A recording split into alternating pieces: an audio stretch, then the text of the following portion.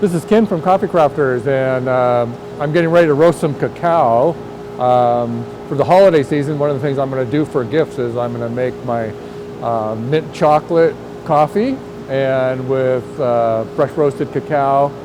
And we're hoping next year to get fresh mint to freeze dry, but I got this on Amazon. This is from Lighthouse, actually a salad dressing company up here in Sandpoint, up north of us. And so I got freeze dried mint leaf, and I'm going to crush that up into a powder. I'm still working on my ratios a little bit. I was doing 10 ounces of coffee, ground coffee, and then about a half an ounce of mint leaf and the rest cacao. I'm going to cut the mint leaf down a little bit because it was a little bit strong. So let's go ahead and get started roasting here.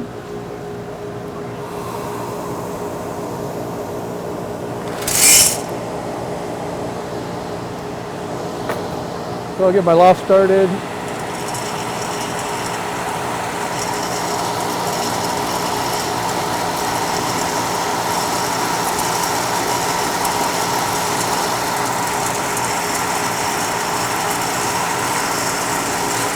There we go. One of the things we do with cacao, it's not like roasting coffee. We're going to roast it at a much lower temperature. I'm not going to let my air temperature get above 350 degrees. And you can roast cacao. The window for roasting cacao is it has a window like coffee, right? So 250 degrees ending bean temperature is considered like a light roast. I think it goes all the way up to 320, which would be considered a darker roast. I'm going to roast this to about 370, and it's not going to take all that long. That range of roasting cacao is like from 5 minutes on the fast side up to about 30 minutes, depending on what they're roasting it in. This is not going to take all that long. So the way this process is going to work for me, I just ordered a winnower today, and a winnower, we would use that after we crack the cacao beans, and then you end up with a batch of nibs, the cracked chocolate in the middle, and the hull. And so a winnowing machine, you actually dump that in the machine, and it separates the hull from the nibs, and you're supposed to get basically as clean a batch of nibs as you can get. You never get all the hull out. They have some numbers they throw around about what's acceptable for the amount of hulls in there. You'll lose 10 to 20% of the weight in that process. So after I winnow it, I'm going to do this by hand. So this is going to be really technical. What I'm going to do is put my roasted cacao in a plastic bag and zip it shut, and then go over it with like a roller that you get in the kitchen, and I'll crack it up that way, and then I'll winnow it with a highly technical process of a hair dryer. So, but I've ordered the equipment today to actually do it the right way, and so when that equipment comes in, we'll roast some more cacao and crack it, and we'll show you the winnowing machine, and yeah. So, and I also ordered a machine to actually do the cracking, so we'll demonstrate that part too. After I winnow it and I get the cocoa nibs, I'm going to run it through my coffee grinder and grind it as fine as I can, and then I will mix it in with my roasted coffee. I'll put all the ingredients in the batch of ground coffee that I have, and rotate it in a drum, which could be like a plastic gallon jar with a lid on it, and then roll that around until we get it all mixed up, and then I'll package it, and that'll make my mint chocolate coffee.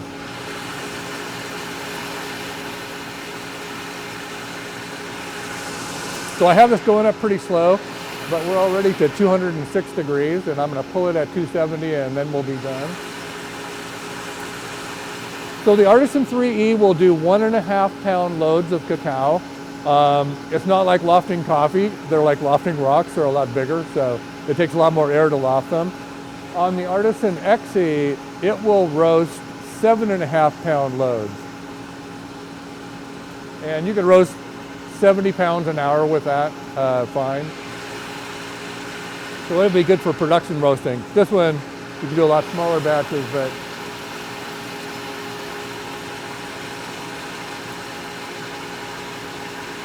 it's nice for doing testing and small batches. So when we get this process down with my mint chocolate, we're going to try running that through the K-Cup packaging machine and make that one of our K-Cup flavors. It's really cool to use all kinds of different things for flavored coffee that's natural. So one of the things you see out there a lot now is lion's mane mushroom. You can buy the lion's mane mushroom powder. It's supposed to be good for your brain, which is probably something that I should use. And the mint chocolate and also like fresh ground Saigon cinnamon stick makes a really good additive for making flavored coffee. It's a great thing to do for the holidays.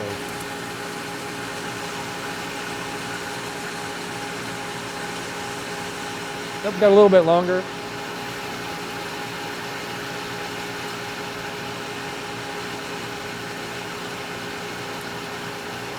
There we go, turn down my loft a little bit. One of the things you have to do with this is experiment with it. So I'm talking to the camera instead of watching. If I was watching closer, I'd make sure that my my cacao temperature is going up really slowly but clicking away, and watching my air temperature to make sure that it doesn't get over 350. I'm getting up close to 300 degrees roast air temperature, which is fine.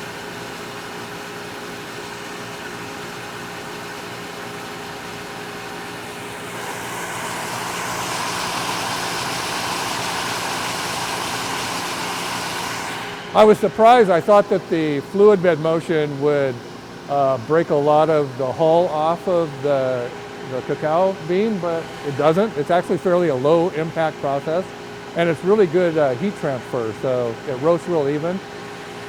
We have quite a few people who purchased our roaster just for roasting cacao.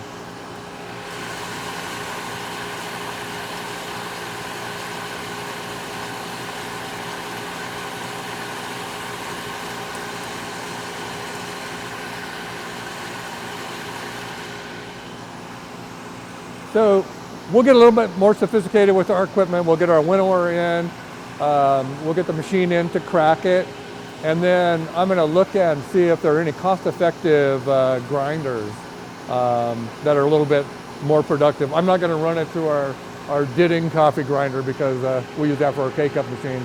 I don't want to have to that kind of a cleaning process. But you can run it through a food processor and grind it as well. We've ground quite a bit of cacao since we've been playing around with it. And it's really cool because when you do your own cacao, you get all the cocoa butters in there, all that stuff that adds to the flavor. A lot of the processed chocolate uses palm oil as an additive. So a lot of the candy bars that you see on the shelf, what would be considered lower grade chocolate, uses a lot of palm oil.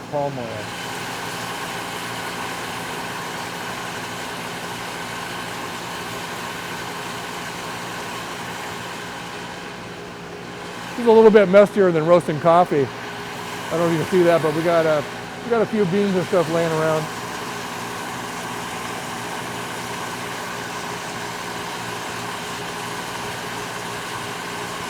Okay, we're getting close to dumping our beans. So these you can lay them out on a cookie sheet. The cool thing about roasting cacao, it makes the factory smell like we're cooking brownies. So it's always popular when we're cooking those.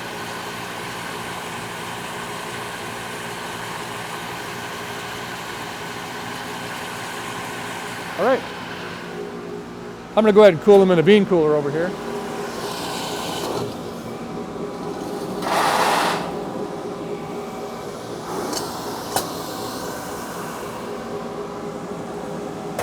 So you can see the beans are really intact.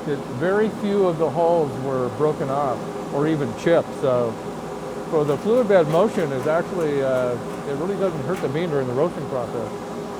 So that's it. We roasted a pound. When we get our equipment in, we'll do some more videos, and then I'll actually show you of doing the mixing process for our mint chocolate coffee. And so watch us again next time.